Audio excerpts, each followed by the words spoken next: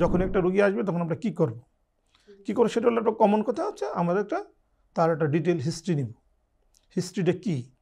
আগে দেখেন যখন এই যে পরীক্ষা নিরীক্ষা ছিল না, যখন তেমন পরীক্ষা নিরীক্ষা আবিষ্কার হয়নি, তখন কিন্তু এই হিস্ট্রি কথাবার্তার বের করে রোগ বের করতে এবং চিকিৎসা হতো এবং রোগীরা ভালোই থাকতো।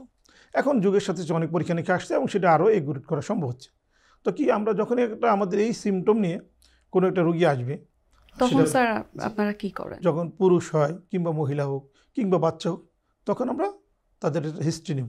তার পেশাব কি করতে পারে কি পারে না, কতটুকু পারতে পারে, এটা কতদিন আগে থেকে, তার পরিবেশে কোন পরিবেশে থাকে, তার জন্মগত কোনো সমস্যা আছে কিনা, মানে যেগুলো প্রথমে বলেন ওই জিনিসগুলো আমরা জেনে নিব। সে কোনো ওষুধ খায় কিনা, তারপরে তার অন্য কোনো রোগ বালাই আছে, এগুলো একটা ডিটেলস একটা হিস্ট্রি নেব। এই হিস্ট্রি থেকেই আমরা অনেক কিছু বের করতে পারবো। সাপোজ মনে করি আমরা হিস্ট্রি থেকে পেলাম যে একটা বয়স্ক পুরুষ যার আগেই সমস্যা ছিল না, হঠাৎ করে তার শুরু হলো, হ্যাঁ, ঘন ঘন পেশাব, তখন আমরা তার কিছু ফিজিক্যাল এক্সামিনেশন বলি, সেই ফিজিক্যাল এক্সামিনেশন করতে হয়। আমরা কিছু পরীক্ষা নিরীক্ষা করি, তার শারীরিক জেনারেল অ্যাপিয়ারেন্সটা দেখি, ওভারঅল একটা পরীক্ষা করার পরে ডিসিশনে পৌঁছাতে পারি যে তার হয়েছে ইয়েস।